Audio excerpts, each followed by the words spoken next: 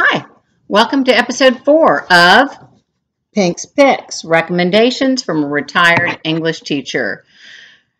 Continuing with our theme of journeys, today's coronavirus read is American Dirt by Jeanine Cummins. This is the story of a mother and her 8-year-old son, it's Lydia and Luca, who flee their home in Acapulco for the safety of the United States following the massacre of 16 family members at a relative's quinceanera. Lydia's husband is a journalist, and he had recently written an expose referred to as an unflinching account of the fictional Javier, who is a cartel boss, and he's the one who ordered this hit. Along their way, Luca and Lydia become dependent upon the kindness of others, often strangers, and like Harold and Jean in The Unlikely Pilgrimage of Harold Fry and the Little Paris Bookshop that we spoke about last time, their journey is enriched but also enslaved by the camaraderie and the complicity of their fellow travelers.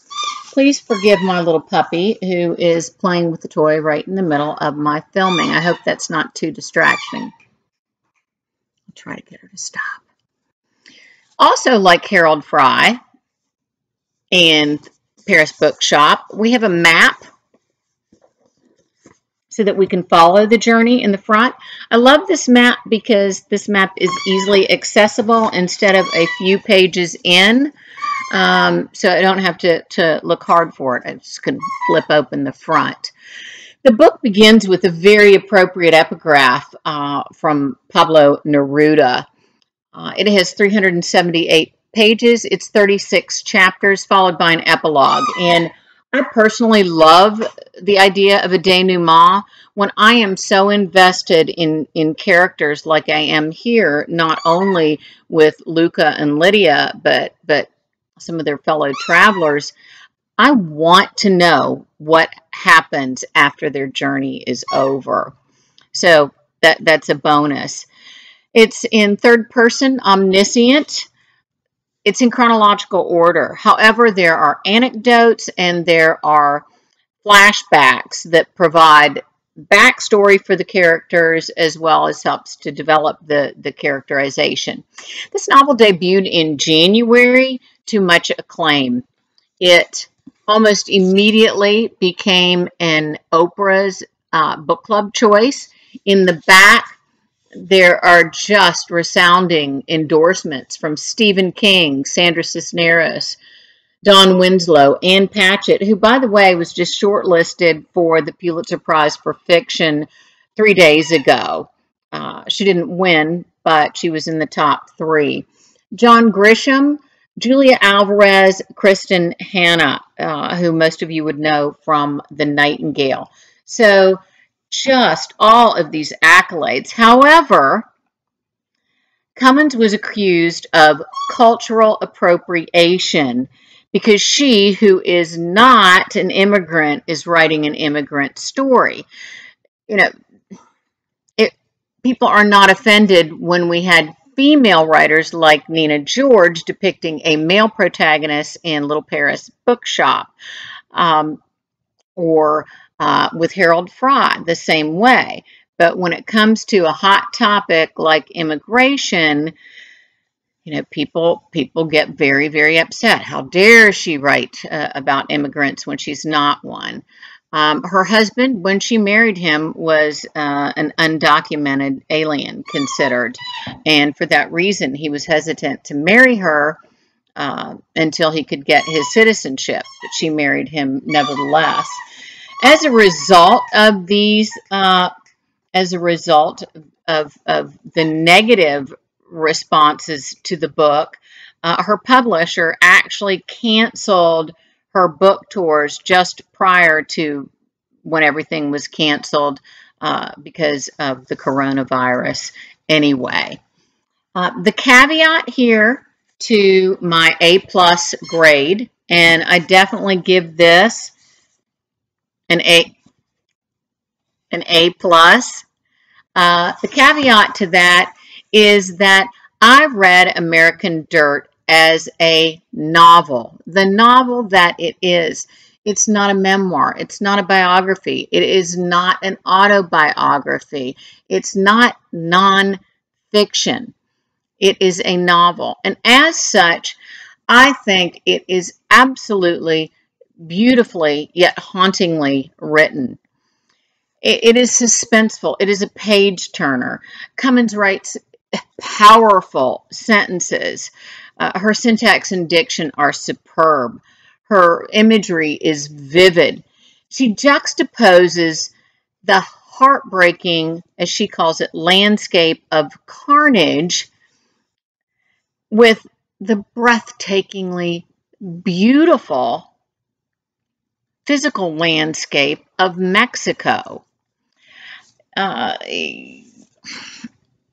She writes brilliantly, I think. We're going to look at some of her writing. First, from page 55, her personification of Acapulco. Acapulco always had a heart for extravagance, so when at last she made her fall from grace, she did so with all the spectacular pageantry the world had come to expect of her. The cartels painted the town red. We also have a scene that is extremely graphic when traders or people who were getting in the way of the drug cartel's mission were being beheaded. And that reminded me very much of Edwidge Dantica's short story, The Missing Piece. So if you're interested in this novel and you like it, I think you might enjoy her work as well. That is in her collection called Crick Crack by Edwidge Dantica. And again, the title is The Missing Piece. There's another scene here where Javier, he would like to become, as he says, beloved by the people. And as violent a man as he is, he wants to be seen as something else besides a criminal. He wants to be seen as an artist. And that reminds me of Isabel Allende's short story, Two Words, which is in her collection entitled The Stories of Eva Luna. So I saw some similarities and some things you might also want to read. There is... In her previous life, Lydia was a bookstore owner. And at one point in this story, Javier says that books are cheaper than traveling, but they're also more dangerous. And that made me think about Federico Garcia Lorca, the playwright and poet who was assassinated by General Franco in 1936. The people who actually shot him wanted him shot because apparently, not apparently, he was gay, but shot him for that reason. But the reason that General Franco ordered his assassination is because of what he was writing. And that is just, it's such a scary, scary thought. This book, again, I love it. I think it's fabulous. And it is, again, fiction. If you are interested in immigration, then you may do your own research and choose to make any decisions or vote whatever way that you choose to. But again, let's just look at this as the book that it is. Next time, I'm going to be talking about something that would be the complete antithesis of American Dirt. I'm going to discuss Crazy Rich Asians. It is a fun read. If you've seen the movie, I would still suggest that you consider reading this book. I will talk about why next time. And if you've not seen the film, start with the book. That's always a great thing. Until next time, take care, stay healthy, and do your homework.